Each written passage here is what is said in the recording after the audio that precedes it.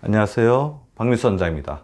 오늘 제가 말씀드릴 주제는 고혈압, 당뇨, 고지혈증은 대사에 문제가 생긴 병이다. 신진대사, 우리 몸의 어떤 돌아가는 부분이 문제가 생기면 우리 건강에 대사, 큰일, 뇌졸중, 심근경색 같은 치명적인 일이 생긴다는 건데요. 먼저 대사증후군은 고혈압, 당뇨, 고지혈증의 우리 여러 가지 질환들이 우리 흔히 성인병이라고 그러죠. 성인병이 꼬리에 꼬리를 묶고 물이죠. 그러니까 하나가 나타나면 또 다른 하나가 나타난다는 그런 의미에서 신드롬, 메타볼릭 신드롬, 정훈이라고 그럽니다. 대사증후군은 5가지 기준이 있는데요. 먼저 허리둘레, 남자 허리둘레 90cm 이상, 여자 85cm 이상, 중성지방은 150 이상, 그리고 우리 콜레스테롤 중에서 우리 심혈관을 지켜주는 좋은 콜레스테롤인 HDL 콜레스테롤이 남자에서는 40 이하, 여자에서는 50 이하일 때 문제가 되고요. 혈압은 수축혈압, 높은 혈압이 130 이상이거나 이항기 혈압이 85 이상 또는 이제 약물치료를 받고 있다면 이 범주에 들어갑니다. 우리가 알고 있는 고혈압의 기준하고 조금 더 낮죠. 조금 더 이렇게 엄격하게 보는 편입니다.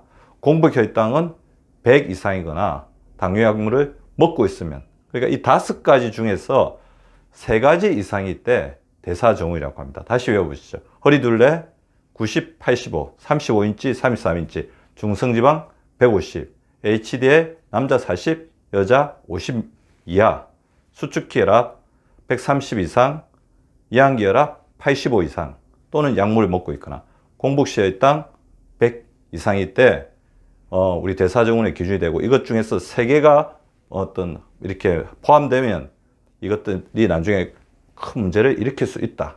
그래, 대사증후군, 이것이 우리 건강에 큰 일로 다가온다는 것입니다.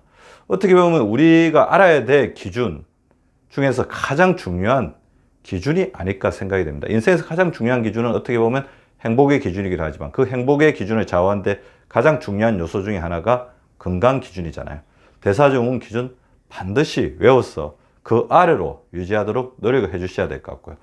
대사증후군을 영어로 이제 메타볼릭 신드롬이라고 하는데, 메타볼릭 신드롬은 여기 위에 썼지만 클러스트 컨디션, 군집, 함께 나타난다는 것을 이야기합니다. 그거 다시 이야기하면 하나가 나타나면 다른 하나가 나타난다는 것이죠. 그러면 하나가 다른 것을 꼬리를 물게 다시 따라오게끔 만들기 때문에 이거의 고리를 끊어주는 것이 굉장히 중요합니다.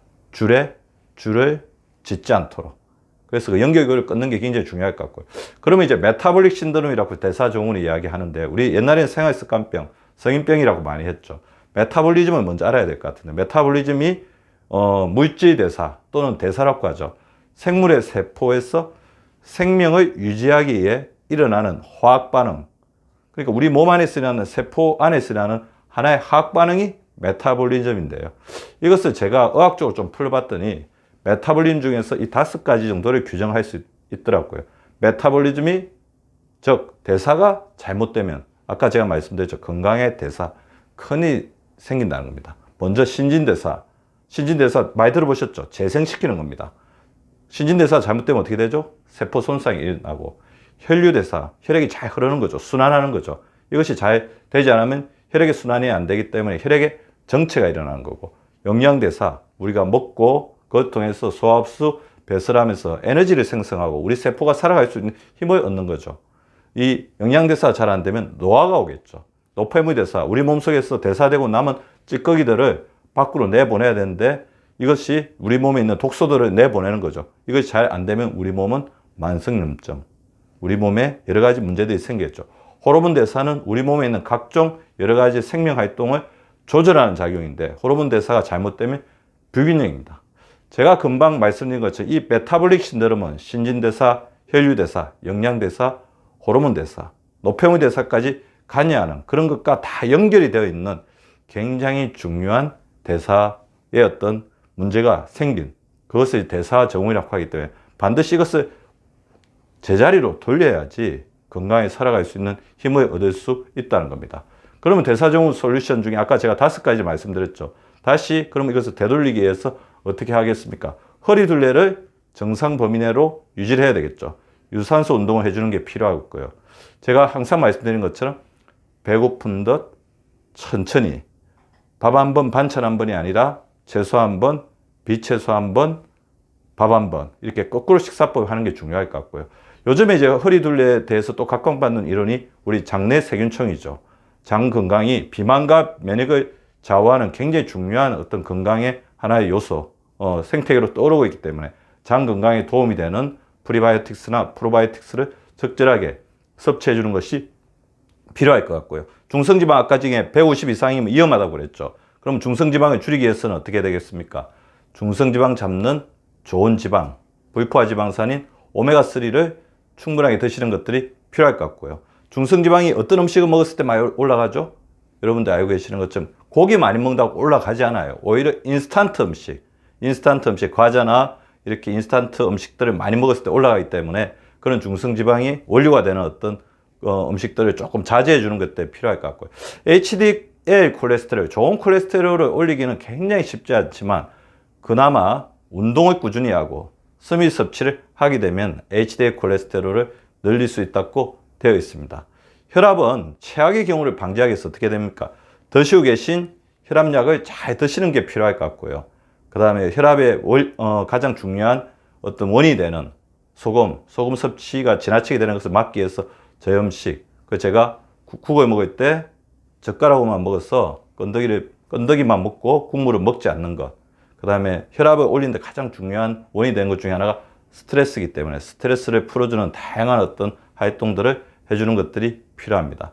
그리고 공복 시 혈당을 또 낮게 유지해야 된다 했죠. 혈당 지수가 낮은 음식을 드시는 게 필요할 것 같고요.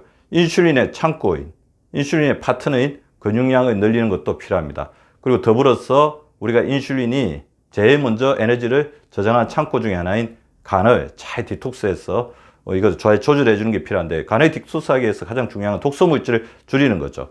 흡연, 음주, 지나친 약물 복용을 이렇게 잘 조절하는 것들이 필요할 것 같습니다.